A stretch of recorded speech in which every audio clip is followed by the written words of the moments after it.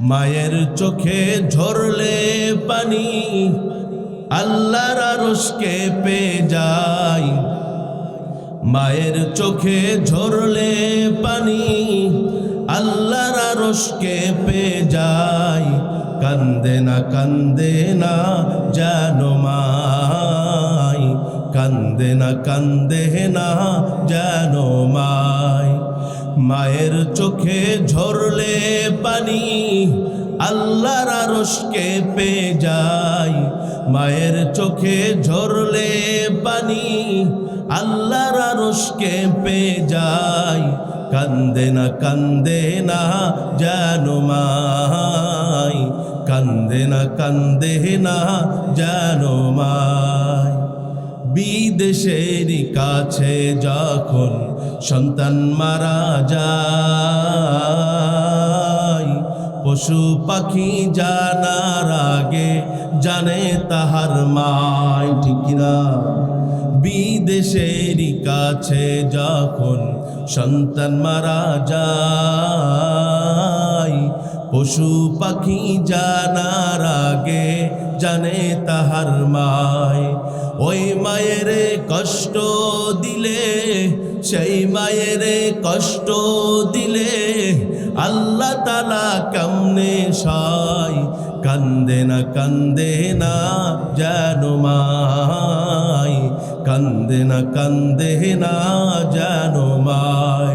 মায়ের চোখে ঝরলে পানি আল্লাহর আরশকে পেয়ে যায়। মায়ের চোখে ঝরলে পানি আল্লাহর আরশকে পেয়ে যায়। কান্দে না জানো মাই, কান্দে না জানো মাই, ঠিক কিনা? ওয়াকাদা রাব্বুকা আল্লা তা'বুদু ইল্লা ইয়্যাহ ওয়া বিল ওয়ালিদাইনি ইহসানা ইম্মা ইয়াবলুগান্না ইনদাকাল কিবার أحدهما أو كلاهما فلا تقل لهما أف ولا تنهرهما وقل لهما قولا كريما واخفض لهما جناح الذل من الرحمة وقل رب ارحمهما كما ربياني صغيرا। আল্লাহ পাক বলেন, কাদা রব্বুক, আমি আল্লাহর চূড়ান্ত ফয়সালা, আল্লাহ তা'বুদু ইল্লা ইয়্যাহ, আমি আল্লাহ ছাড়া কারো সামনে মাথা মস্তক অবনীত করতে যেও না। এবং কি ওয়াবিল ওয়ালিদাইনি ইহসানা, এবং কি আল্লাহ পাকের চূড়ান্ত ফয়সালার পরে আল্লাহ ঘোষণা করে দিলেন ওয়াবিল ওয়ালিদাইনি ইহসানা। চূড়ান্ত ফয়সালার পরে আল্লাহ বলে দিলেন পিতামাতার সাথে কি করো? জেনে বলুন, ইহসান করো। সম্মানিত প্রিয় উপস্থিতি, আল্লাহ এখানে ওয়াজ বুঝতে হবে। শুধু কেচ্চা কইলাম, কানের তৃপ্তি নিয়ে গেলাম, অন্তরের তৃপ্তি হলো না, এটা ওয়াজ হলো না। এটা সিটি গোল মার্কা ওয়াজ হইল। সিটি গোল চেনেন? এই সিটি গোল চেনেন না? সোনার চেয়ে কি কম সুন্দর? অনেক সুন্দর। 60 টাকাতেই হাতের বালা পাওয়া যায়, যেটা 1 লাখেও পাওয়া যায় না। সিটি গোল মার্কা ওয়াজ হলে হবে না।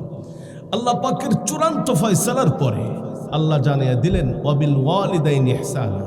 এ দুনিয়ার মুসলমান, চূড়ান্ত ফয়সালার পরে কি আর কোনো ফয়সালা আছে? জোরে বলুন, চূড়ান্ত ফয়সালার পরে আর কোনো ফয়সালা আছে কি? চূড়ান্ত ফয়সালার পরে আর কোনো ফয়সালা নাই। আপনি ঝামেলায় জটিলতায় পড়ে গেছেন, এলাকার মানুষেরা এটা মিলঝাল করতে পারতেছে না। কি করেন? যাও, চলে যাও, কেসারকে চলে যাও এই ব্যারিস্টারের কাছে, ইঞ্জিনিয়ার ব্যারিস্টারের কাছে।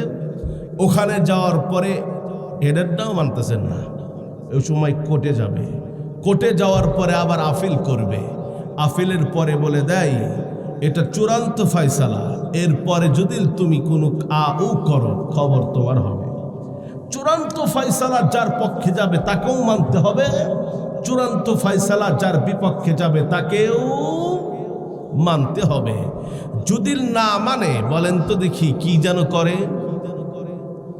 জোরে বলুন কি যেন করে, কি করে? থানার থেকে পুলিশ ডান্ডা নিয়ে এসে ঠান্ডা করে, চূড়ান্ত ফাইসালা। মুসলমান ভাইরা আমার কথাগুলি দিল দেয়া বুঝবেন, সহজেই চূড়ান্ত ফাইসালা বন্ধুরে আমার না মানার কারণে কি পরিমাণে ক্ষতি হয়। আমাদের দেশের সরকারে আইনে যদি চূড়ান্ত ফাইসালার পরে কেউ যদি বন্ধুরে আমার এটাকে না মানে, তাহলে থানার থেকে প্রশাসন এসে তোমাকে ডান্ডা দিয়া ঠান্ডা করে মানাইয়া যায়। ঠিক ততরূপ পর্যন্ত যিনি আল্লাহ এই আইনের ব্যবস্থা করে দিলেন, সেই আল্লাহ পাক রব্বুল আলামিন ঘোষণা করে দিলেন, কদা রব্বুক, আমি আল্লাহর চূড়ান্ত ফাইসালা, আল্লাহ তা'বুদু ইল্লা ইয়্যাহ, আমি আল্লাহ ছাড়া কারো সামনে মাথা মস্তক অবনীত করতে যাও না। কোনো বাবার পায়ে সিজদা দেওয়া যাবে? আওয়াজ দেয়া বলেন, কোন বাবার পায়ে সিজদা দেওয়া যাবে? ন্যাংটা বাবা, খাজা বাবা, আটটুসি বাবা। আজকে মনে হয় জোলাগাতিতে বাবাদের মেলা লাগছে, ওখানে যারা গেছে, আমি তো যাই নাই, শুনেছি তারা নাকি আল্লাহর সাথে শিরিক করে। নাউজুবিল্লাহ। আজকে গেছে ওখানে, তাই না? জোলাগাতিতে গেছে নাকি জানেন না? আমি আবার ভুল করে বলেন নাকি জানেন? এই জন্য মুসলমান আল্লাহ বললেন, এই মাথা মস্তক শুধুমাত্র কেবলমাত্র কার সামনে ঝুঁকবে? জোরে আওয়াজ দিয়ে বলুন। একজনের সামনে ঝুঁকবে, তিনি হলেন আমার আল্লাহ। আল্লাহ ছাড়া দ্বিতীয় কোনো ম্যানের সামনে, দ্বিতীয় কোনো জিনিসের সামনে, দয়াল বাবার সামনে, ন্যাংটা বাবার সামনে, আটটুসির সামনে, জোলাগাতি বাবার সামনে কখনোই পর্যন্ত এই মাথা বন্ধুরে আমার কখনোই পর্যন্ত ঝুঁকবে না, ঠিক কিনা? ঝুঁকবে একজনের কুদরতের পায়ে। তিনি কে? আওয়াজ দেয়া বলেন, তিনি কে? এ দুনিয়ার মুসলমান, সেই আল্লাহ পাক রব্বুল আলামিন বলে দিলেন, কদা রব্বুক, আমি আল্লাহর চূড়ান্ত ফাইসালা, আল্লাহ তা'বুদু ইল্লা ইয়্যাহ ওয়া বিল ওয়ালিদাইনি ইহসানা। আল্লাহ পাকের চূড়ান্ত ফাইসালার পরে আল্লাহ বলে দিলেন, ওয়া বিল ওয়ালিদাইনি ইহসানা, বাবা মার সাথে কি করো? ইহসান করো। আওয়াজ দেয়া বলুন, বাবা মার সাথে কি বলতে বলেছেন? কেমন আচরণ করতে বলেছেন আল্লাহ? ইহসান শব্দের অর্থ কি জানেননি? আমাদের দেশে তিনটা আইন চালু আছে, তিনটা প্রথা চালু আছে। এক নাম্বার হলো জুলুম, আর একটার নাম্বার হলো ইহসান, আর একটার নাম হলো ইনসাফ। জুলুম কাকে বলা হয়? আমি যেরকম সিরাজগঞ্জ থেকে এসেছি, আমাকে যদি আপনারা বসতে না দিতেন, খাইতে না দিতেন, তাহলে আমার উপর কি হবে? জুলুম হবে। আমি যেহেতু এসেছি, সেহেতু আমাকে মেহমানদারি করাইছেন, তাহলে আমার উপরে ইহসান করেছেন, ইনসাফ করেছেন। আর ইহসান বলা হয় এত কিছু করার পরেও তো হবে না, খানা খাওয়াইছেন, উন্নত মানের খাবার খাওয়াইছেন, এরপরে বন্ধুরে আমার ভালো খেতাতে শুইতে দিছেন, এটার দ্বারা হলো মানুষত্বর কাজ প্রমাণ করলেন। আল্লাহ বললেন, মা বাবার উপরে জুলুমও করা যাবে না, মা বাবার উপরে ইহসানও করা যাবে না। ওয়া বিল ওয়ালিদাইনি ইহসানা, মা বাবার উপরে তুমি ইহসান করো, ইনসাফ করলেও হবে না। ইহসান কি? আমার উপরে আপনারা যে ভালোবাসা দেখাইছেন, আমায় যদি আমার বাসায় যান, এর চাইতে ভালোবাসা এক হাত বেশি দেখাইতে হবে। এটার নাম হলো বন্ধুরে আমার ইহসান। তাহলে কি? যেমনটি আমি করেছি এমনটা করলে কখনো পর্যন্ত ইহসানের শব্দ অর্থ হবে না। যেমনটি আমি করেছি এর চাইতে বেশি আপ্যায়ন আমাকে আপনাদেরকে করতে হবে। এখন বলুন, যে ভালোবাসা আমাকে দেখাইছেন, এই ভালোবাসাইতেই তো আমার বাসায় গেলে আমি দেখাইতে পারবো, নাকি এর চেয়ে বেশি দেখানো যাবে? জোরে বলুন, এর চেয়ে বেশি দেখানো যাবে? আল্লাহ বললেন ওয়াবিল ওয়ালিদাইনি ইহসানা। এ দুনিয়ার মুসলমান, কথাগুলি ভালো করে বুঝবেন। আল্লাহ পাক রব্বুল আলামিন বলেন, তুমি একজন সন্তান দুনিয়ার ভিতরে আমি তোমার মার গর্ভে পাঠিয়ে দিয়েছি। এই মা তোমার উপরে কত লালন পালন করেছে, কত ভালোবাসা দেখাইছে। এই মাকে তুমি যদি ভালোবাসা দাও, মহব্বত করো, এই মা তোমাকে খাওয়াইছে, তুমিও যদি মাকে খাওয়ায়া দাও, কখনো পর্যন্ত ইহসান হবে না, ইহসান হবে, ইনসাফ হবে না, এটা হবে ইহসান। আল্লাহ বললেন ওয়াবিল ওয়ালিদাইনি ইহসানা। তুমি যদি মাকে ভালোবাসো, মাও তো তোমাকে সন্তান অবস্থায় তোমাকে ছোট্টকালীন ভালোবেসেছেন, এটা তো কখনো পর্যন্ত বিল ওয়ালিদাইনি ইহসান হবে না। এখন কি করতে হবে? মা তোমাকে যতটা ভালোবেসেছে এর চাইতে এক হাত বেশি মা বাবাকে ভালোবাসতে হবে। তাহলেই বন্ধুরে আমার ওয়াবিল ওয়ালিদাইনি ইহসানার তর্জমা হয়ে যাবে। যেমনটি তোমার সাথে মা করেছে, তুমিও যদি এমনটা করো, এটাতে আল্লাহ খুশি না, এটাতে আল্লাহ খুশি না। কি? এটার চাইতেও এক হাত আগে করতে হবে। ইহসান এটাতে না, ইনসাফ হলো যেমনটি তুমি করেছো, মা করেছে, বাবাও যেমনটি তোমার সাথে করেছে, এটার দ্বারা কখনো আল্লাহর হুকুম আদায় হবে না। তো কি করতে হবে? ছোট্টকালীন একজন সন্তানকে মা আর বাবা কি পরিমাণে ভালোবাসা দিয়া, কি পরিমাণে লালন পালন করেছে। একটা সন্তান ধরে নেন আব্দুল্লাহ। এই আব্দুল্লাহর বাবা, বন্ধুরে আমার, কৃষকের সন্তান ছিলেন আব্দুল্লাহর বাবা। আব্দুল্লাহর বাবা বন্ধুরে আমার আপনাদের গ্রামের মানুষের মতো কাজকর্ম করে খেত। কিন্তু শীতের রজনীতে একজন সন্তান, দেখবেন শীতের রজনীতে সন্তানদের, বাচ্চাদের কাপড় চোপড় বেশি লাগে। আব্দুল্লাহর মা আব্দুল্লাহর বাবাকে বলে, ও আব্দুল্লাহর বাবা, তুমি দেখো অমুক চৌধুরীর বাড়িতে গিয়ে দেখলাম তার ছেলে প্রতি ঘন্টাতে ঘন্টাতে কাপড় চেঞ্জ করে দেয়।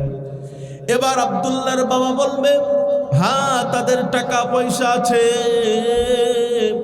এই জন্য তারা চেঞ্জ করে দেয়।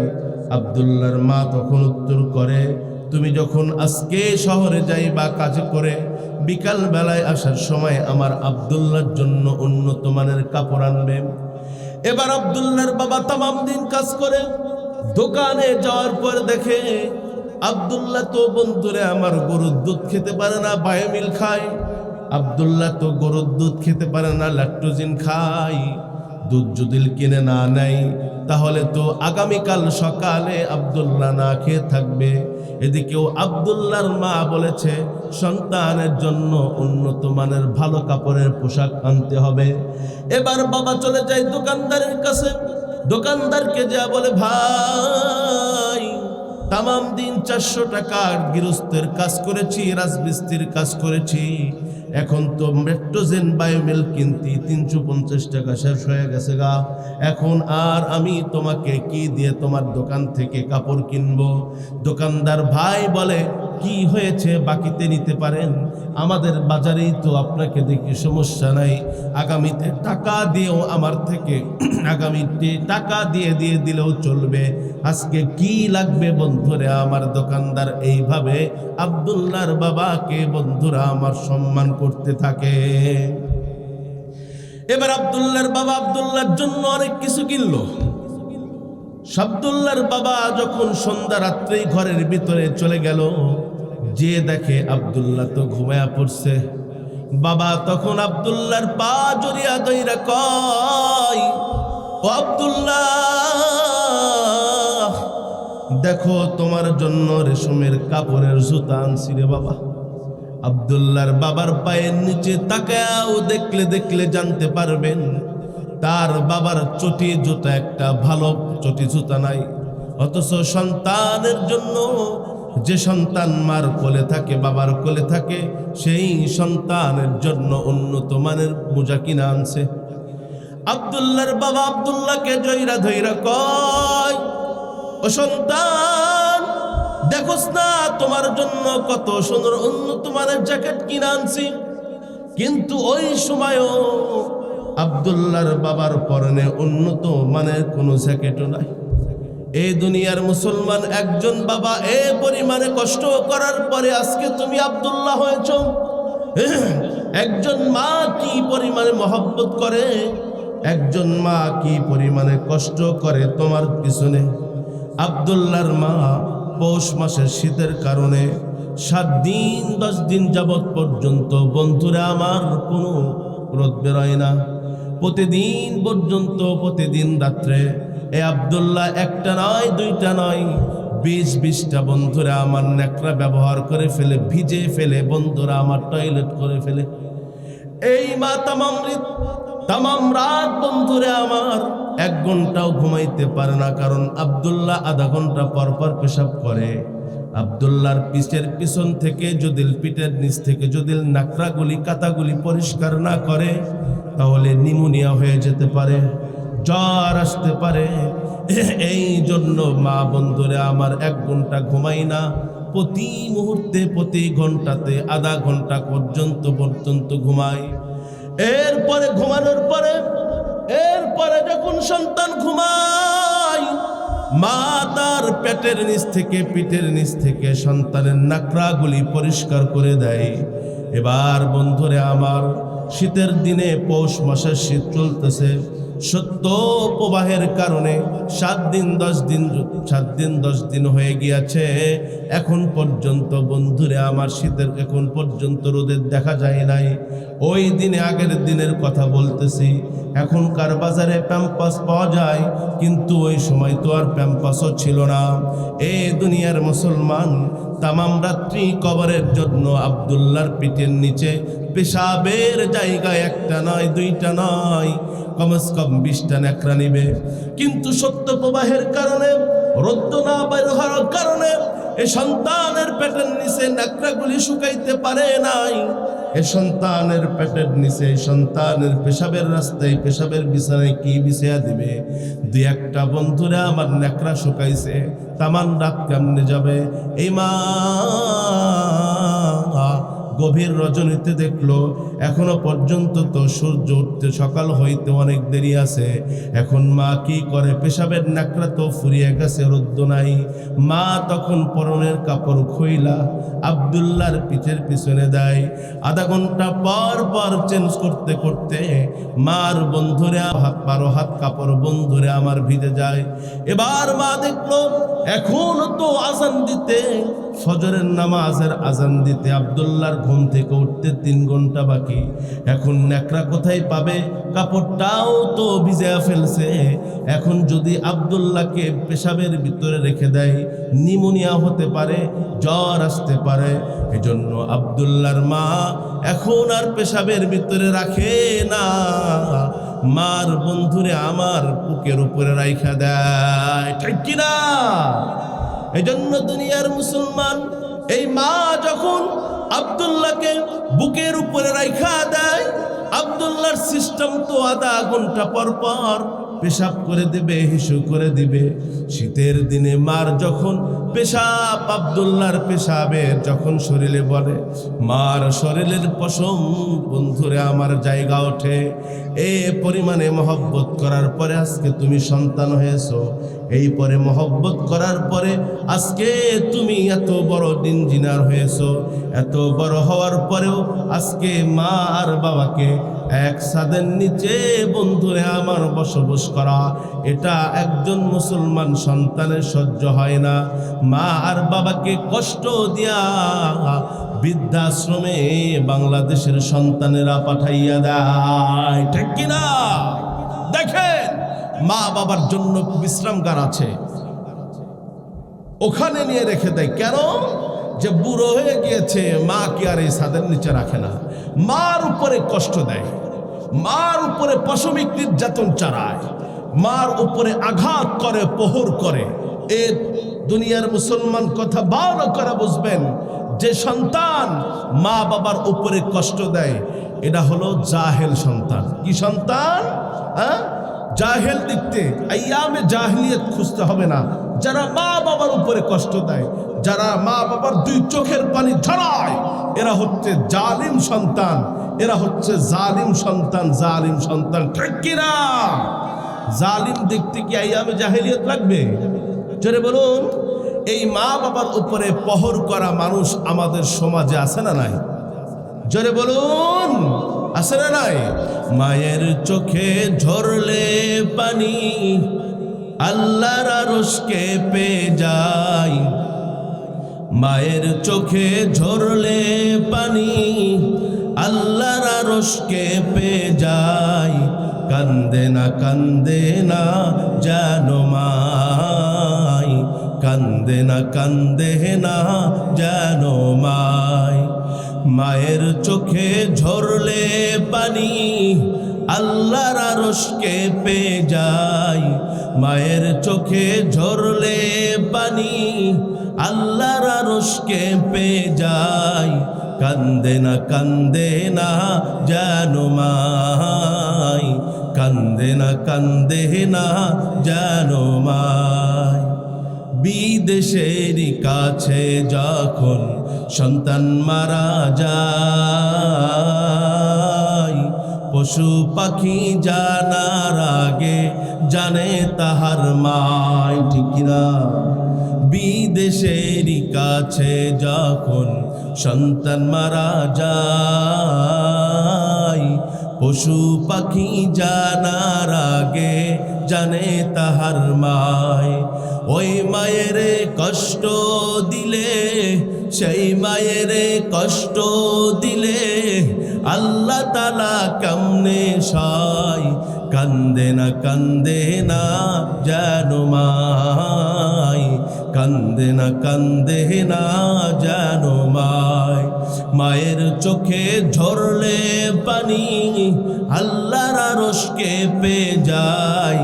মায়ের চোখে ঝরলে পানি আল্লাহর আরশকে পেয়ে যায়। কান্দে না জানো মাই, কান্দে না জানো মাই। ঠিক কিনা? আওয়াজ দেয়া বলেন ঠিক কিনা? খেয়াল করবেন, যারা মা বাবার উপরে পহর করে, আঘাত দেয়, এরা হচ্ছে জালেম, জাহেল, মূর্খ সন্তান। এদের সাথে আমাদের কোনো সম্পর্ক নেই। এখন বলেন হুজুর, হাই হাই ভুল তো হয়ে গিয়েছে, হয়তো এমন, হ্যাঁ এখন তো জানি না। কারণ নবী আলাইহিস সালাম বলেন, রিদাল্লাহি ফি রিদাল ওয়ালিদাইন ওয়া সাখাতুল্লাহি ফি সাখাতিল ওয়ালিদাইন। আল্লাহ সন্তুষ্ট, বাবা মা সন্তুষ্ট, তো আল্লাহ সন্তুষ্ট। আল্লাহকে যদি তুমি সন্তুষ্ট করতে চাও, তাহলে বাবা আর মাকে সন্তুষ্ট করতেই হবে। মা বাবাকে সন্তুষ্ট করে আল্লাহকে সন্তুষ্ট করা যায় না, এটা হচ্ছে 1 নম্বরের বোকামি। মনে থাকবে তো ইনশাআল্লাহ, মনে থাকবে। এজন্য মা বাবাকে সন্তুষ্ট করতে হবে আগে, তাই না? এখন হুজুর হয়ে গিয়েছে, এখন তো বুঝি নাই, আজকেই যাবেন, আজকেই যাবেন, মা ঘুমায় আছে, মার পাও ধরে মাপছে, আল্লাহকে বলেন, ও মা, ও আল্লাহ, আমার মাকে আমি কষ্ট দিয়েছি, জানি না, আমি ভুল করে ফেলেছি আল্লাহ, জানি না আল্লাহ, ও মা আমাকে তুমি মাফ করে দাও। বলেন তো দেখি, মার যদি পা ধরে একজন সন্তান এরকম নোনাজারি করে, মা ক্ষমা করতে বাধ্য আছে না নাই? আছে না নাই? আছে। কিন্তু আমরা সন্তান এমন উম্মত হয়ে যায় যে মার বাবার 10 মাস 10 দিন গর্ভে ধারণ করলেন, সেই মা বাবার উপরে কষ্ট দেয়, ইঞ্চিত পরিমাণও চিন্তা ভাবনা করি না। যারা কষ্ট দেয় এরা হচ্ছে ইন্টারন্যাশনাল জাহেল, ইন্টারন্যাশনাল জাহেল। এদেরকে বলবেন, ওই মা বাবার কষ্ট দিতেছিস, আল্লাহকে তুমি কষ্ট দিন, কারণ আল্লাহর চূড়ান্ত ফায়সালা। মনে থাকবে তো ইনশাআল্লাহ। মুসলমান ভাইরা আমার কথাগুলি দিল দিয়া বুঝবেন, বাবা মাকে কষ্ট দিয়ে কখনো পর্যন্ত আল্লাহ পাক রব্বুল আলামিনকে কখনো পর্যন্ত সন্তুষ্ট করা যাবে না। এই বিষয়ে একটা ঘটনা বললে আপনারা বুঝতে পারবেন মা বাবাকে কতটা আল্লাহ পাকের প্রিয়। মার বাবাকে কখনো পর্যন্ত কষ্ট দেওয়া যাবে না। এই দুনিয়ার মুসলমান, আল্লাহর এক বান্দার অন্তরে বন্ধুরে আমার খানায় কাবার আগুন ছিলেন। কিন্তু এই আল্লাহর বান্দার একটাই মা ছিল। এই মার বন্ধুরা আমার অসুস্থ ছিলেন। কোন সময় মারা যায় বাপ। এই সন্তানের মা একজন দিনদার পরহেজগার আল্লাহওয়ালা আল্লাহর বান্দি ছিলেন। এই মা বলে, ও সন্তান, তোমার অন্তরের ভিতরে, তোমার ভিতরে খানায় কাবার আগুন। জোরে বলুন, একজন মুসলমানের যদিও সে নামাজ পড়ে না, রোজাও রাখে না, বন্ধুরে আমার, তাকে যদি বলা হয়, দুনিয়াতে মুসলিম সন্তানদেরকে যদি বলা হয় তোমাকে খানায় কাবাতে নিয়ে যেতে চায় এবং অন্য দেশে ঘুরতে নিয়ে যায়, যারা প্রকৃত মুসলমান তারা বলবে অন্য দেশে যেতে চাই না, আল্লাহর ঘর খানায় কাবা দেখতে চায়। একজন মানুষের, একজন মুসলিমের যে পরিমাণে খানায় কাবার প্রেম ভালোবাসা, অন্য জায়গার কি সে পরিমাণে আছে? কারণ নবী আলাইহিস সালাম বলে দিয়েছেন, আল্লাহ পাকের জমিনে যত রহমত বর্ষিত হয় সর্বপ্রথম খানায় কাবাতে হয়, এরপরে ট্রান্সফার হয়ে মদিনাতুল মুনাওয়ারাতে যায়, আমার রাসূলের রওজাতে যায়, ওখান থেকে তামাম বিশ্বে, তামাম ওয়ার্ল্ডে যায়। যারা হাজী সাহেব আছেন খানায় কাবাতে আশেপাশে মক্কাতুল মুকাররমা, মদিনাতুল মুনাওয়ারাতে যারা গিয়েছেন, ওই জায়গাতে স্থানে যে পরিমাণ শান্তি অন্য জায়গায় আসেনি। যারা কেউ নাই হাজী সাহেব, কেউ নাই হাজী সাহেব, অন্য জায়গায় আসেনি কখনোই পর্যন্ত। মক্কাতুল মুকাররমা, মদিনাতুল মুনাওয়ারার মতো শান্তির জায়গা আল্লাহ তাআলা কোথাও নাজিল করেন নাই, কোথায় সৃষ্টি করেন নাই। এজন্য খানায় কাবার এই সন্তানের ছেলের অন্তরের ভিতরে আল্লাহকে রাজি খুশি করতে খানায় কাবাতে যাবে। মুসলমান ভাইরা আমার, কথাগুলি দিল দেয়া বুঝবেন। এ আল্লাহর বান্দার সন্তানের মনের তামান্না হলো খানায় কাবাতে যাবে, কিন্তু এর মা বন্ধুরে আমার জটিল কটিল আক্রমণে অসুস্থতা থাকার কারণে প্রতি বছর হজের মৌসুমে সন্তান গিয়ে মাকে বলে, মাগো তোমার তো অসুস্থ শরীর, এটাও ঠিক আছে, কিন্তু আমার অন্তরের ভিতরে আল্লাহর ঘর খানায় প্রেমের আগুন। মাগো আমাকে তুমি ছুটি দাও, ও মা আমাকে তুমি ছুটি দাও। মাও বলে, এরে বাবা সন্তান, তুমি যদি এখন আল্লাহর ঘর খানায় কাবাতে যাও, এখন তো বন্ধুরে আমার ঢাকা থেকে সৌদিতে যেতে চাইলে সর্বোচ্চ 6 থেকে 7-8 ঘন্টায় হয়ে যায়, কিন্তু ওই সময় ওই যুগে মুসলমান 8 মাস 8টার পরও যাওয়া যায় না। এ আল্লাহর বান্দা তখন বলেন, আমার অন্তরের ভিতরে খানায় কাবার আগুন, ও মা আমাকে যদি তুমি ছুটে দিতা, তাহলে আমি এইবার হজ যাত্রীদের সাথে আমি হজের সফরে চলে যেতাম।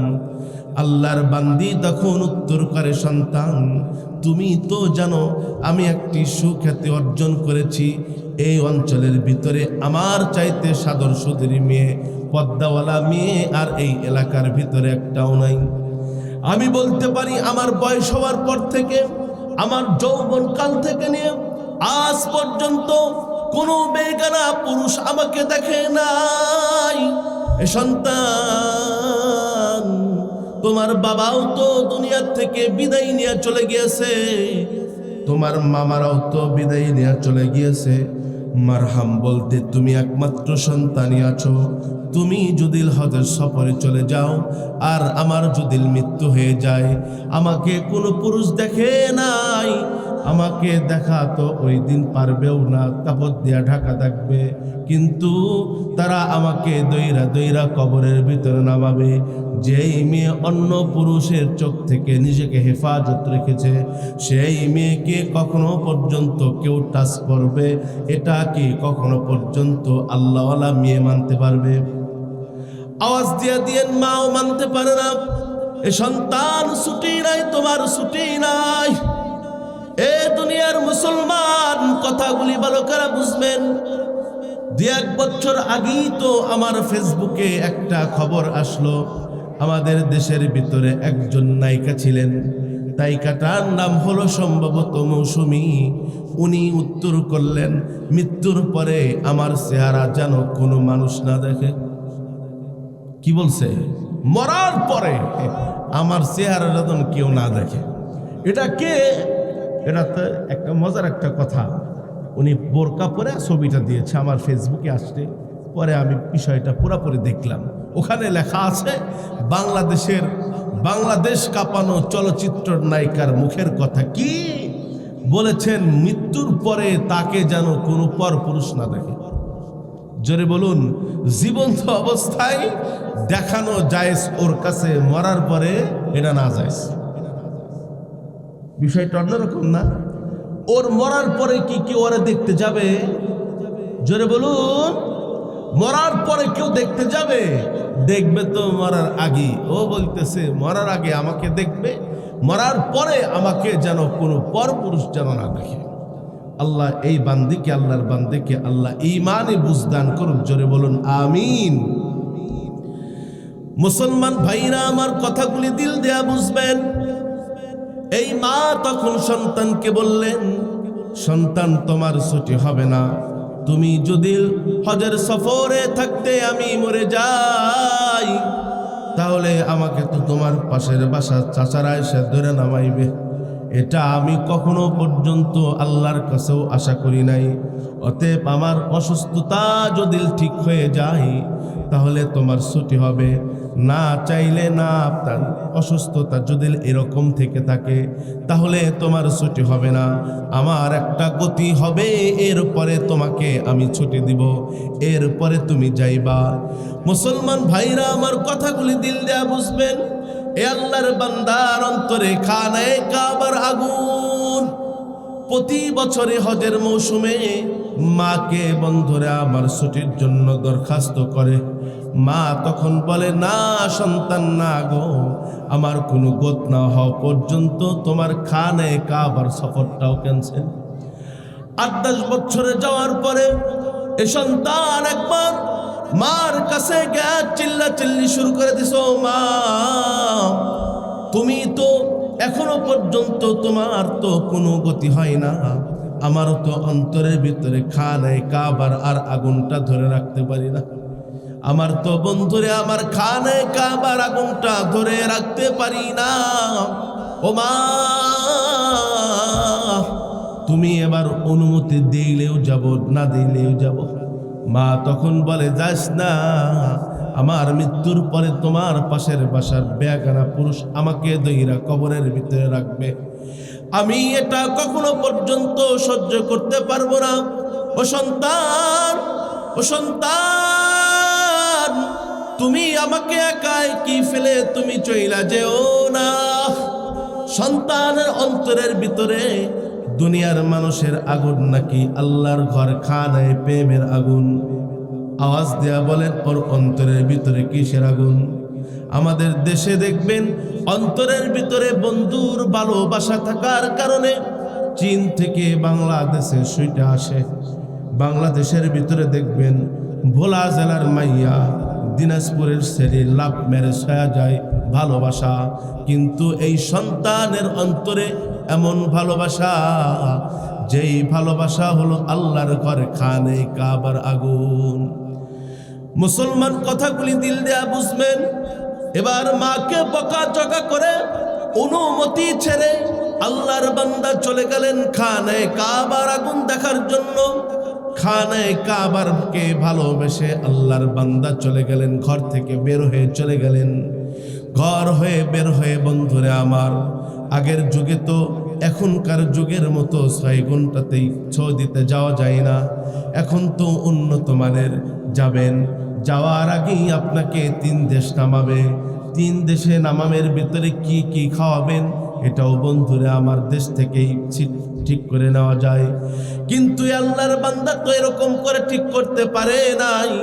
আগের যুগে তো বন্ধুরা আমার আল্লাহর বান্দা হজ যাত্রী বের হয়ে গিয়েছেন, তার প্যাকেটের ভিতরে, পোটলার ভিতরে, ব্যাগের ভিতরে শুকনা জাতীয় কিছু খাবার ছিলেন। শুকনা কিছু খাবার নিয়া এবং হাঁটি হাঁটি পা পা করে বন্ধুরে আমার চলে গেলেন। একদিন 2 দিন 5 দিন যাওয়ার পরে এক দেশ ছেড়ে অন্য দেশে চলে গেলেন। এটা আল্লাহর বান্দারও বাড়ি বেশি না, মাত্র 70 দিন হাঁটলেই খানে কাবাতে যাওয়া যাবে। যখন নিজের দেশ থেকে অন্য দেশের ভিতরে হজ যাত্রী চলে যাচ্ছিলেন, যাইতে যাইতে 10 দিন হাঁটার কারণে তার শরীরের ভিতরে ক্লান্ত হয়ে গিয়েছে। তার ঘুমের দরকার, ঘুমাবে কোন জায়গায়? উন্নত মানের কোনো হোটেল তো নাই। এবার ঘুমাবে কোন জায়গায়? কোনো হোটেলও নাই। এবার মানুষের বাড়ি বাড়ি যা কয়, ও ভাই, আমাকে যদি একটু ঘুমানোর জায়গা দিতেন তাহলে ভালো হতো। আমি তো একজন হজ যাত্রী, অমুক দেশের মানুষ। ওই এলাকার মানুষেরা কয়, আমাদের 5 জন মানুষ, 3টা ঘরের দরকার। আমাদের তো 3টার কাছে ঘর হলো 1টা 2টা, আমরাই তো নিচে উপরে বেড ভাগাভাগি করে থাকি। তোমাকে আবার আমরা কোথায় শুইতে দিয়া আবার বিপদে পড়বো নাকি? এক কথায় কেউ কাউকে বন্ধুরে আমার ঘরের জায়গা দিতে চায় না।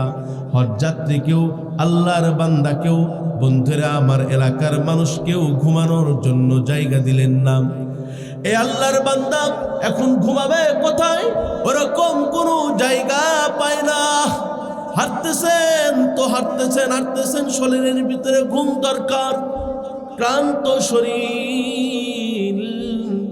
আল্লাহর বান্দা ঘুরতে ঘুরতে একটু আল্লাহর ঘর মসজিদ পেয়ে গেলেন। মসজিদের ভিতরে যাইয়া আল্লাহর বান্দা ঘুমাইয়া গেলেন। আল্লাহর কি কাম, ওই এলাকার ভিতরে ওই দিন রাত্রে বেলায় ওই মহল্লার ভিতরে একটা চোর ঢুকেছেন। চোর যখন চুরি করার জন্য এক আল্লাহর বান্দার বাড়িতে ঢুকছে, ওই আল্লাহর বান্দা কেবল কাক ঘুমাবে ভাব। চোর যখন সেই ঘরের ভিতরে প্রবেশ করছে, বাড়ির মালিক তখন উত্তর দিছে, আওয়াজ দিছে, চোর চোর, গ্রামবাসী তোমরা আগাও।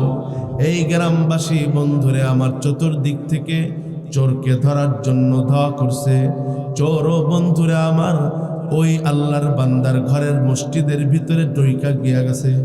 চোরকে যখন চতুর্দিক থেকে ধরবে বসার জন্য, আল্লাহর বান্দা চোর আল্লাহর ঘর মসজিদের ভিতরে যখন প্রবেশ করছে, মসজিদের ভিতরে ঢুইকা দেখে আল্লাহর একজন বান্দা মসজিদের ভিতরে ঘুমায়।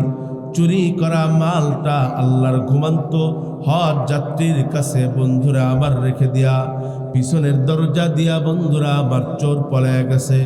মানুষ যখন দেখছে এই চোরটা তো ঘরের ভিতরে ঢুকছে, মসজিদের ভিতরে ঢুকছে, চতুর্দিক থেকে যায় হজ যাত্রীকে চুরি করা মাল সহ অ্যারেস্ট করছে এবং দেখে আমার দেশের মানুষেরা।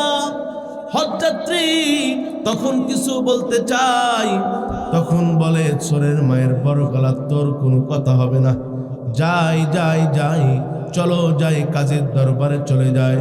কাজীর দরবারে যাওয়ার পরে তোমার বিচার হবে, তোমার উপরে শাস্তি হবে।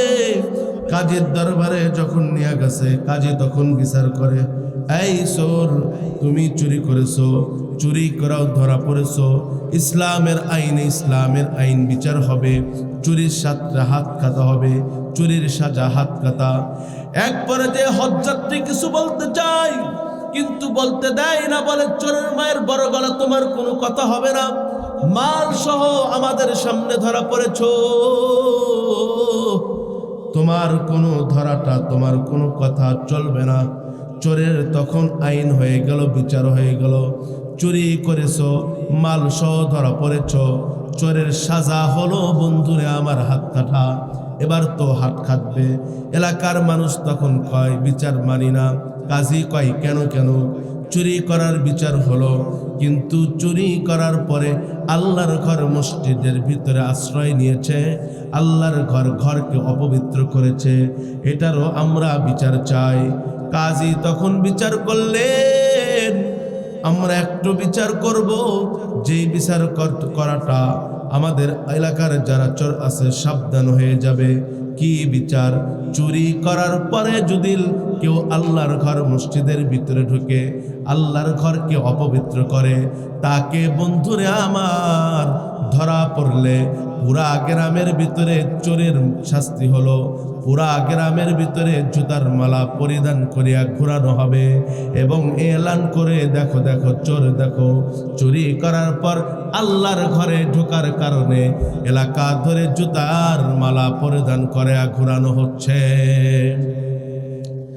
মুসলমান ভাইরা আমার কথাগুলি দিল দিয়া বুঝবেন। এবার চোর হজ যাত্রী তো এখন চোর হয়ে গেছে।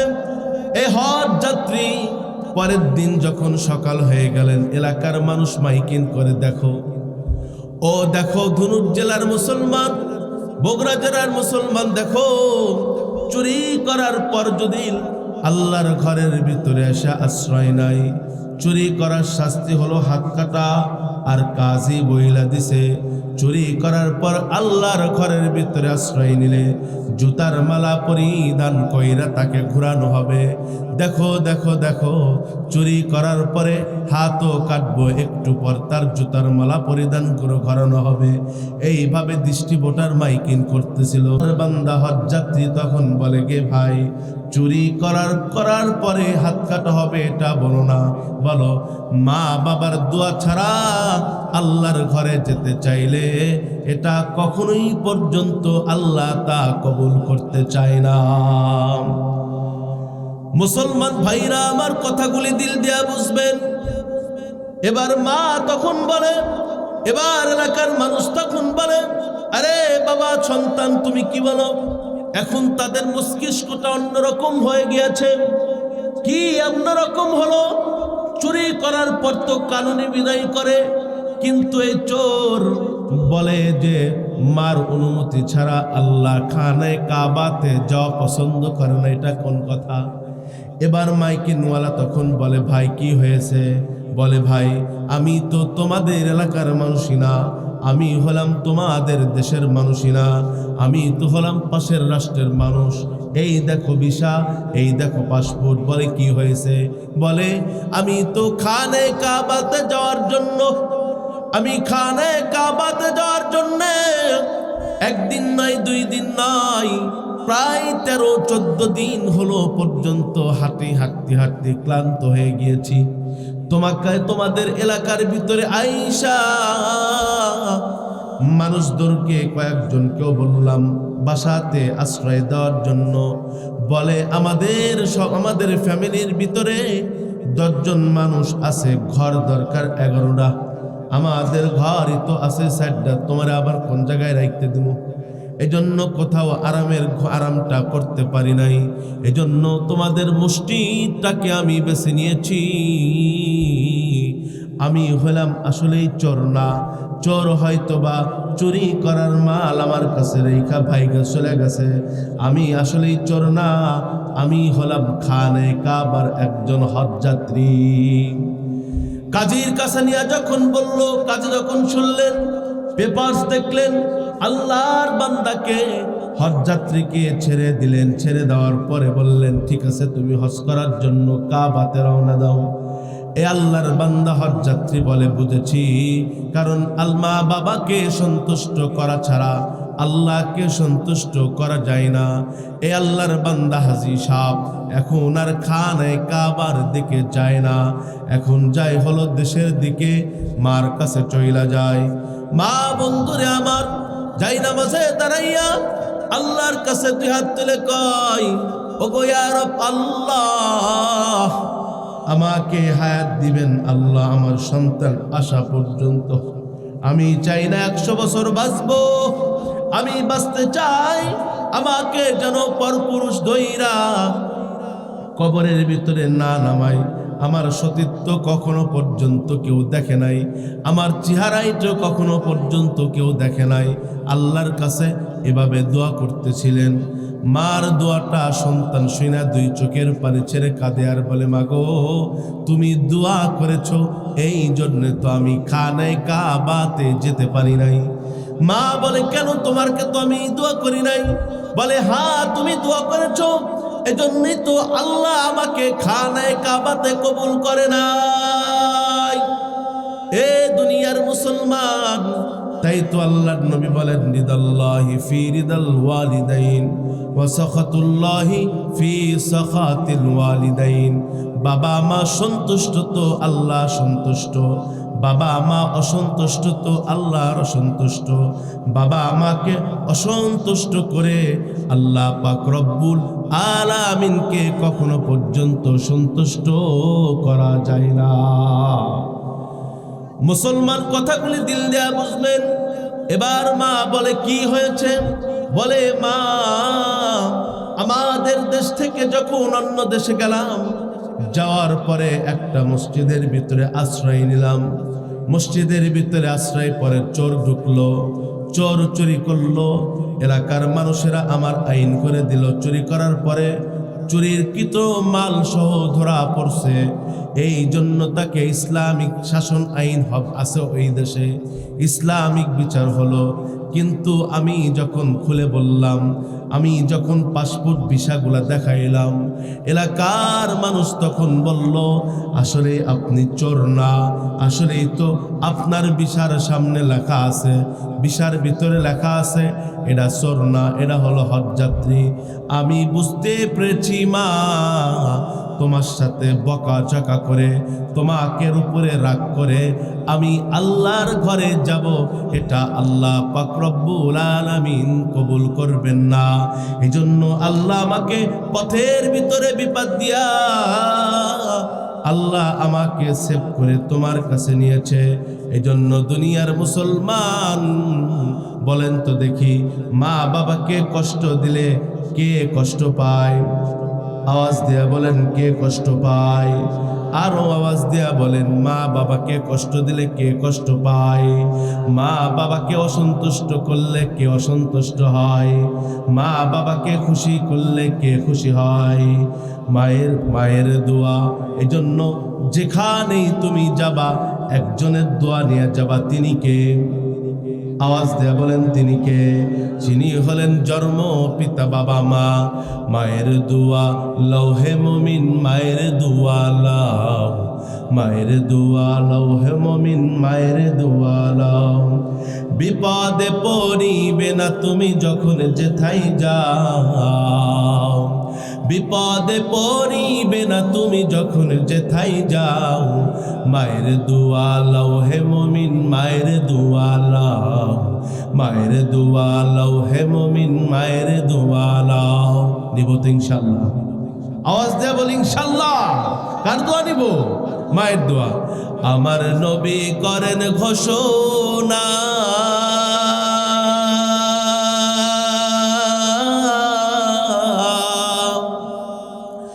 মায়ের দোয়া বৃথা যায় না। আমার নবী করেন ঘোষণা,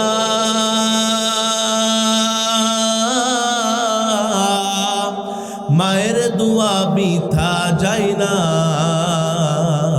সাথে সাথে কবুল হয় ফল দেখিতে পাও, সাথে সাথে কবুল হয় ফল দেখিতে পাও। মায়ের দোয়া লও হে মুমিন, মায়ের দোয়া লও, মায়ের দোয়া লও হে মুমিন, মায়ের দোয়া লও। বিপদে পড়িবে না তুমি যখন যেথা যাও, বিপদে পড়িবে না তুমি যখন যেথাই যাও। মায়ের দোয়া লও হে মুমিন, মায়ের দোয়া লও, মায়ের দোয়া লও হে মুমিন, মায়ের দোয়া লও। মায়ে যখন দোয়া করে চলে যায় ওই আরশ তরে, ঠিক কিনা? মায়ে যখন দোয়া করে চলে যায় ওই আরশ তরে। সাথে সাথে কবুল হয় ফল দেখিতে পাও, সাথে সাথে কবুল হয় ফল দেখিতে পাও। মায়ের দোয়া লও হে মুমিন, মায়ের দোয়া লও, মায়ের দোয়া লও হে মুমিন, মায়ের দোয়া লও। কার দোয়া নিয়ে চলবো জোরে বলুন? মায়ের দোয়া।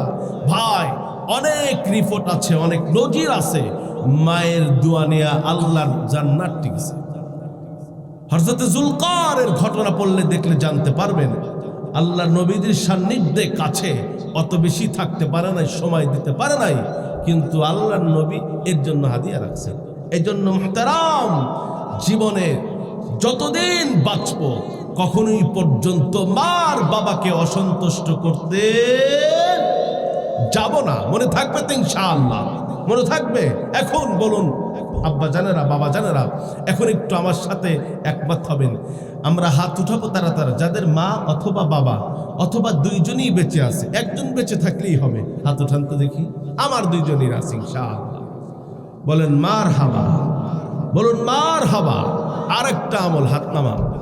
আর তো দেখলে আমি যারা হাত উঠান নাই তাদের বাবা নামক মটগাছ, মা নামক ভালোবাসা আর নাই, তাই না?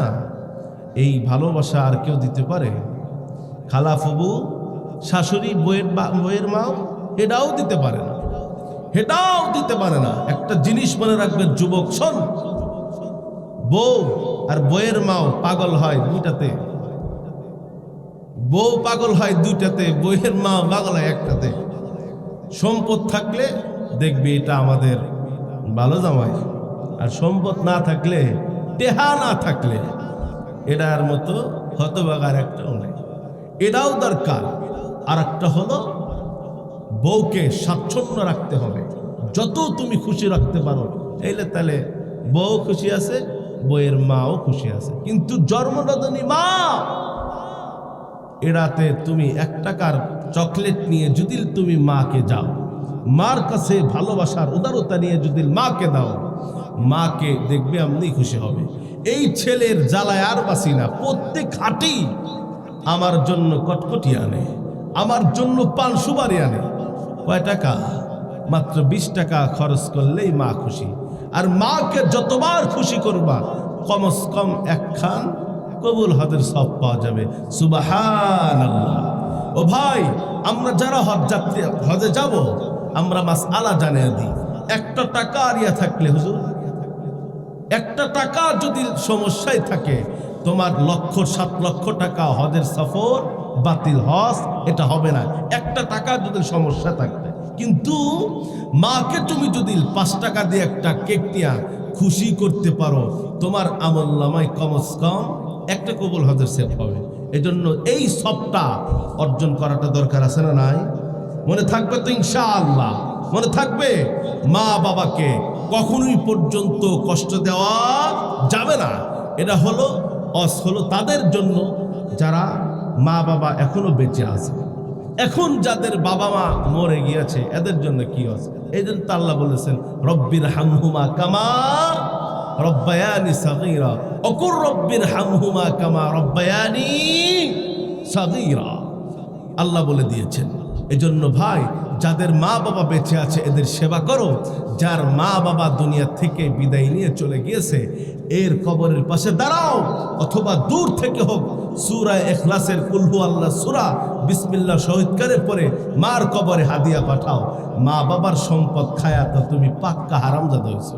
ইলেকশনে দাঁড়াও, কোটি কোটি টাকা খরচ করো, কিন্তু মার বাবা এত সম্পদ রেখে গেল, এদের রুহের মাগফিরাতের জন্য, কবরের ভিতরে ভালো থাকার জন্য 1 টাকাও দিতে মন চায় না। এরকম সন্তান আছে না নাই? অনেক আছে, অনেক আছে। যে একটা ঈদে শপিং করে 1 লাখ টাকা, এতে কোরবানি দেয় না। এরকম মানুষ নাই? এরকম মানুষ অনেক আছে, অনেক। বিশেষ করে ঢাকা শহরতলিতে, আমাদের গ্রামে তো কোরবানি যদি মিস হয়, বলে রে এত টাকা আছে, শরমই বের হওয়া যায় না। শরম ঢাকার জন্য হলেও কোরবানিটা দেয়, কিন্তু ঢাকা থেকে দেখবে লক্ষ লক্ষ টাকা দিয়ে ফোন কেনে, অথচ এতে কোরবানি দেয় না। ওর বাবা লক্ষ লক্ষ টাকা, কোটি কোটি টাকা ব্যালেন্সে রেখে গিয়েছে, ব্যাংকে রেখে গিয়েছে, যাকাত দেয় না। ওর বাবা এগুলি করে না। এই জন্য হারাম জাদা দুনিয়াতে পয়দা করা যাবে না, হালাল জাদা রাখতে হবে। হালাল জাদা রাখতে হবে। কি যেন সন্তান মরার পরে তোমার জন্য যেন মুসাল্লার উপরে দাঁড়াইয়া শেষ রাত্রে মা বাবার জন্য দোয়া করতে পারে, এরকম সন্তান রেখে দেবে। কিন্তু আমাদেরটা হয়ে থাকে উল্টা, আমাদেরটা হয়ে থাকে উল্টা। আমাকে একজন বলতেছিলেন, গত জুমায় মসজিদেও বলেছিলাম, হুজুর আমার অনেক টাকা আমার, কিন্তু সন্তান বউ বাচ্চা আমার কেউ কথা শোনে না। তা আমি তারে কইছি, তুমি তো আল্লাহটাই শোনো না। কেমনে? বললাম, তোমার ভিতরে তো নবীর কোনো সুন্নাহ নাই, তোমার ঘরেই তো নাই, তোমাকে দেখেই তো বলা হচ্ছে তুমি পশ্চিমা, তুমি তো সুন্নাত ওয়ালা না, তুমি তো নবীজি আলা না। কেমনে শুনবো? তুমি তোমার ঘরেতে তুমি আল্লাহ নবীরটা কথা শোনো, দেখবা তোমার ঘরেতেও তোমার বিবি বাচ্চা কাচ্চা শুনবে। আল্লাহ বলছেন, কাদা রব্বুক আল্লাহ তা'বুদু ইল্লা ইয়্যা। আল্লাহ পাকের চূড়ান্ত ফয়সালার পরে জানায়া দিচ্ছেন কি, ওয়াবিল ওয়ালিদাইনি ইহসানা, বাবা আমার সাথে কি করতে হবে? ইহসান করতে হবে। ইনসাফ করলেও আল্লাহ স্বাচ্ছন্দ্য হবে না, খুশি হবে না যতক্ষণ পর্যন্ত ইহসান না করবা। মনে থাকবে তো ইনশাআল্লাহ। এজন্য যার যতটুকু সামর্থ্য আছে, মা বাবা কবরে চলে গিয়েছে, এদের রুহের মাগফিরাত কবরের ভিতরে যেন সুন্দর আরাম আয়েশ থাকে, দান করা দরকার আছে না নাই? আছে না নাই? আল্লাহর নবী কিন্তু বলেন নাই যে সব দান করো, এটা কিন্তু আল্লাহর নবী বলে যান নাই, এটা আল্লাহর নবী বলেন নাই। যতটুক আছে ওখান থেকে যতটুক মন চায় এটাও করো, আবার ওই যে কৃপণের পর্যায়ে যেন না যায়, এটাও খেয়াল রাখবেন। মনে থাকবে তো ইনশাআল্লাহ। তো এই জন্য ভাই, আপনি যদি আজকে আপনার বাবা মার জন্য কাঁদেন, আপনার সন্তানেরা আপনার জন্য কাঁদবে। এটাই শেষ হচ্ছে, এটাই শেষ হচ্ছে। এই জন্য ভাই, আল জান্নাতু তাহতা আকদামিল উম্মাহাত, মা বাবার পায়ের নিচে হলো সন্তানের বেহেশত। সন্তান হলো বাবা মার পায়ের নিচে, আর তুমি খোঁজো হলো বইয়ের মার পায়ের নিচে, উল্টা দিকে। মুসলমান ভাইরা আমার কথাগুলি দিল দেয়া বুঝবেন। যারা বাবা আমার খেদমত করবে, বাবা আমাকে স্বাচ্ছন্দ্য রাখবে, বাবা আমাকে ভালোবাসবে, এদের জন্য আল্লাহর নবী কি ওয়াদা দিয়ে গিয়েছেন, এদের জন্য আল্লাহর নবী হাদিয়া দিয়ে গিয়েছেন।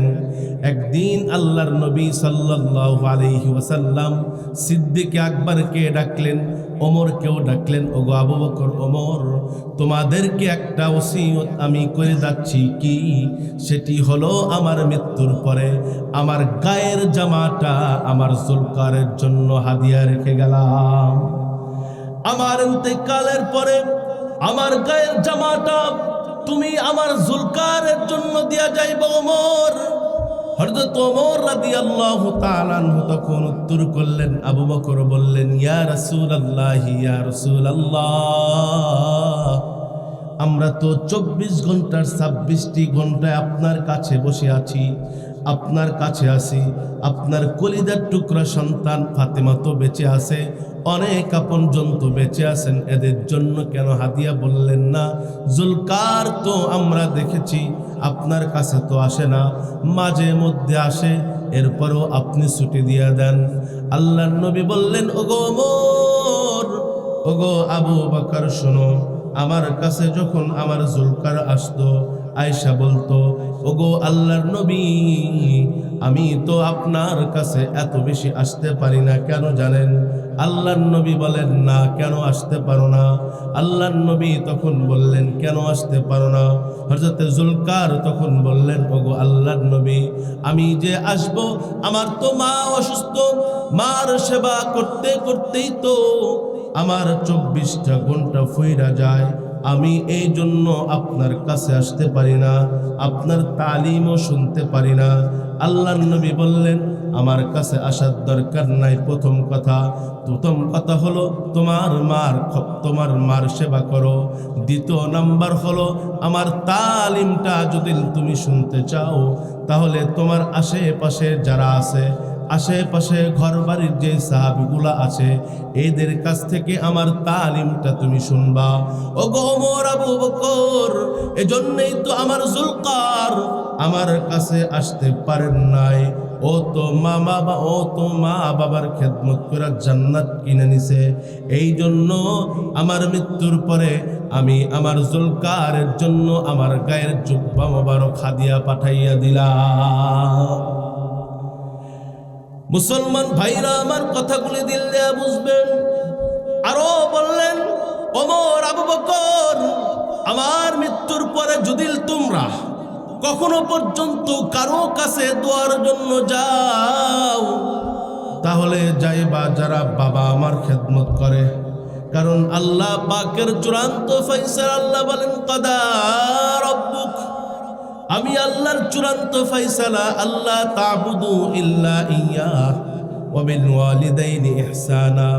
আল্লাহ পাকের চূড়ান্ত ফয়সালার পরে আরেকটা আইন জারি করে দিয়েছেন, সেটি হলো বাবার মার প্রতি ইহসান করতে হবে। ইনসাফ করলেও হবে না, জুলুম তো করায় কখনো পর্যন্ত যাবে না। কারণ ইসলামের শরীয়তে জুলুম এটাকে অনার করে না। এটা জুলুম হলো শরীয়তের না, মা বাবার উপরেও না, পাড়ার প্রতিবেশীর উপরেও না। আমরা যখন কোরবানির জন্য গরু কিনি, মাসআলা হলো শরীয়তের, কোরবানির গরুটাকে ভোতা ছুরি দিয়া, মগা ছুরি দিয়া জবাই করা যাবে না। কোরবানির গরুটাকে বিশাল ধারালো ছুরি দিয়া জবাই করতে হবে। কারণ এর চামড়া কাটতে যেন কষ্ট না হয়, হাড্ডিটা যেন এক ঠেলাতেই পার হয়ে যায়।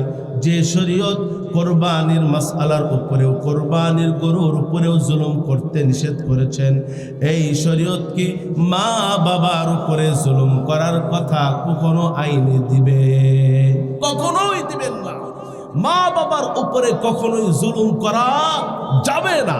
এজন্য মুহতারাম আল্লাহর নবী বলে দিলেন, ওমর, আবু বকর, যখন তোমাদের দোয়ার প্রয়োজন হবে তোমরা ওই সাহাবীর কাছে যাইবা বেশি বেশি, যারা মা বাবার খেদমত করেছেন। এজন্য মুহতারাম যাদের মা আর বাবা বেঁচে আছে, আমাদের যাদের মা আর বাবা বেঁচে আছে, তাদের খেদমত করা দরকার আছে না নাই? আওয়াজ দিয়ে বলেন, দরকার আছে না নাই? মুহতারাম, তুমি যদি মা বাবার খেদমত না করো, মৃত্যুবরণ করো, কাল কঠিন কিয়ামতের দিন আল্লাহ পাকের আদালতে দাঁড়াইতে হবে, ঠিক কিনা? মনে থাকবে তো ইনশাআল্লাহ। এজন্য মুহতারাম বাবা আমার কি করতে হবে? আওয়াজ দেয়া বলুন, যার যতটুকু অ্যাবিলিটি আছে, যার যতটুকু বন্ধুরা আমার সামর্থ্য আছে, তার বন্ধুরা আমার অতটুকুনি বন্ধুরা আমার বাবা মার খেদমত করতে হবে, কিঞ্চিত পরিমাণ কম করা যাবে না। আল্লাহর নবী বলেন, এ দুনিয়ার মুসলমান, আল জান্নাতু তাহতা আকদামিল উম্মাহাত, একজন সন্তানের বাবা আমার পায়ের নিচে হলো সন্তানের বেহেশত। তুমি যদি বেহেশত কিনতে চাও, তুমি যদি বেহেশত পাইতে চাও, তাহলে বাবা আমার খেদমত করো। বাবা আমার সাথে কখনো পর্যন্ত উফিউ ওয়ালা তানহারহুমা ওয়া কুল্লাহুমা কাওলান কারীমা, বাবা আমার সাথে ধমক দিয়া কথা বলো না। বাবা আমার সাথে কখনো পর্যন্ত জোর আওয়াজে কথা বলো না। বাবা আমার স্মৃতি শক্তি হ্রাস পেয়ে গিয়েছে, এজন্য মা বাবা এক কথা বারবার বলে। আল্লাহ বলে দিলেন, উফিউ ওয়ালা তানহারহুমা, ধমক দিয়া কথা বইলো না। তুমি যখন আল্লাহ পাকের এই আইনের উল্টো চলবা, যখন মা বাবার উপরে আক্রমণ করে ধমক দিবার নরমাল ধমক, এই ধমকটা আল্লাহ পাক রব্বুল আলামিনের আসমান কেঁপে ওঠে। এজন্য উফিউ ওয়ালা তানহারহুমা ওয়া কুল্লাহুমা কাওলান কারীমা ওয়াখফিদ লাহুমা জানাহাদ দুররি মিনার রাহমাহ ওয়া কুর রাব্বিরহামহুমা। বাবা মা বুড়ো হয়ে যাবে, তাদেরকে মৃত্যুবরণ হয়ে যাবে, তাদেরকে কবরে রাখবা। এরপরে কবরে রাখার পরে প্রত্যেকটা দিন প্রতি মুহূর্তে নামাজের পরে মা বাবার জন্য দোয়া করবা, রব্বির হামহুমা। আমার সাথে সাথে বলুন, রব্বির হামহুমা কামা রব্বায়ানি সগীরা ওয়া কুর রব্বির হামহুমা কামা রব্বায়ানি সগীরা। বাবা আমার জন্য দোয়া করতে হবে, মনে থাকবে তো ইনশাআল্লাহ? হ্যাঁ, এজন্য ভাই যতটুকুনি অ্যাবিলিটি আছে এতটুকুনি দিয়েই মা বাবাকে 100 ভালোবাসতে হবে। এবং ভালোবাসার পরেও হবে না, মা বাবা যখন দুনিয়া থেকে বিদায় নিয়ে চলে যাবে, মা বাবার কবরটাকে যেন জান্নাতের বাগান হয়। এজন্য তোমাকে রব্বির হামহুমা কামা রব্বায়ানি সগীরা, রব আমার মা বাবার কবরটাকে তুমি জান্নাতের বাগান দান করো। বলুন আমিন। জোরে আওয়াজে বলেন আল্লাহুম্মা আমিন।